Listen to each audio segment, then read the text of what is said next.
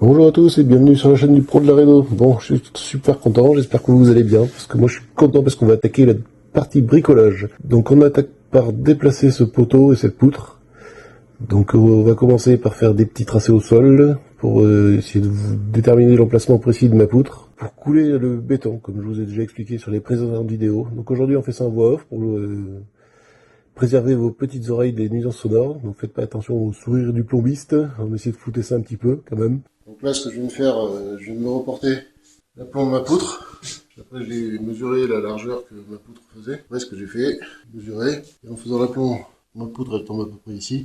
Après, on n'est pas au millimètre, hein, je mettrai la poutre de niveau. Ce que je vais découper cette partie-là de sol, le plancher bois, et je vais couler un béton là-dedans. Comme ça va me faire une assise solide pour pouvoir y reprendre et fixer ma poutre directement dans le béton. Et comme ça, après, je serai tranquille. Il ne reste plus qu'à découper le plancher, là. Pour l'instant, là, je vais utiliser ça de chez Bosch. Une scie vivante, je crois que ça s'appelle un GOP. Ça fait longtemps que je l'ai. C'est très fiable comme matériel. Le seul inconvénient que j'arrive à trouver, c'est que les batteries, lorsqu'on coupe, se vident relativement vite. Voilà. Mais après, sinon, c'est pratique pour faire ce genre de choses. Ouais, je pourrais faire ça avec la circulaire. J'ai une circulaire plongeante, mais bon, après, ce genre de travaux, je vois pas l'intérêt de sortir la circulaire, surtout que je suis en plus contre un mur, donc il aurait fallu quand même que je finisse avec ça. Et après, la sauteuse, je sais pas la hauteur que j'ai disponible dessous, donc je vais pas faire de conneries, surtout s'il faut, il y a une poutre qui passe là pour soutenir le plancher bois, tout ça. Donc je préfère faire ça avec la vibrante, au moins comme ça, je suis tranquille. Donc là, j'attaque à dégager le sol souple. Donc après, je prends ma petite machine, on découpe le bois. On tape un coup de marteau parce que j'arrive pas à couper et ça m'énerve. J'ai fait une empreinte, ça fait quand même propre.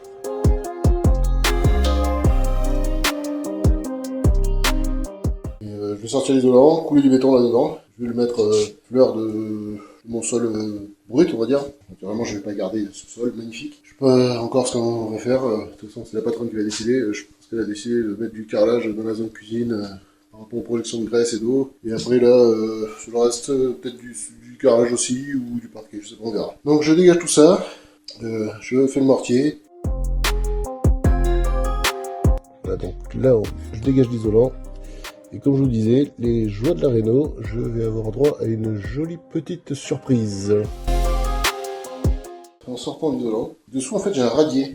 Et ça je pensais pas du tout, dans la mesure où quand mon père a construit le chalet, il m'a dit que dans sa mémoire de sa tête, il avait fait un plancher bois, parce que bon, on est sur une montagne, hein, donc il a construit le chalet sur des rochers, parce qu'il y a des endroits où on n'a pas réussi à faire sauter les rochers, tout ça, parce qu'ils ont fait sauter ça à la dynamite, parce qu'il y avait des très très gros rochers. Et du coup, c'est une agréable surprise, parce que je me demande si aujourd'hui je vais pas déposer tout le plancher bois de la partie salon cuisine, et me retrouver sur le radier. Parce que comme ça me permet de regagner un peu la hauteur que je vais perdre en mettant mes dalles isophoniques au plafond.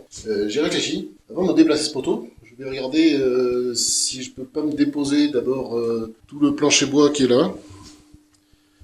Comme ce plancher bois dans la cuisine, là, il était complètement pourri à cause de la cabine de douche qui fuyait, qui était juste derrière. Je viens de déposer tout ce plancher, je pense, jusque la séparation du lino. Là. Comme ça, je vais voir si j'ai radié à peu près partout. Dans la salle de bain, c'est sûr. Les vestes marchent, ça c'est sûr. Que dessous, j'ai pas de radier parce que là-bas, j'ai le trou de la cabine de douche et je vois dessous. Et la feste marche parce que justement, il y a un rocher qui n'a pas réussi à dynamiter correctement. Mais par contre, si je peux me regagner 7-8 cm sur la hauteur dans la pièce de vis, ce serait cool, quoi. Donc je vais faire ça, je vais déposer tout le plancher qui est là. Voilà, exactement toute la partie là, entre l'ancien carrelage et le lino. Et comme ça, je vais y voir un petit peu plus clair. Bon, bah écoutez, sur ce déplacement d'OSB, je vais vous dire à une prochaine vidéo. J'espère que ce passage de bricolage, de premier jour de bricolage vous a plu. En attendant, bah, si ça vous a plu, n'hésitez pas à vous abonner, à liker la vidéo, lâcher des commentaires si vous avez des questions. Et puis je vous dis à plus dans une prochaine vidéo. Portez-vous bien.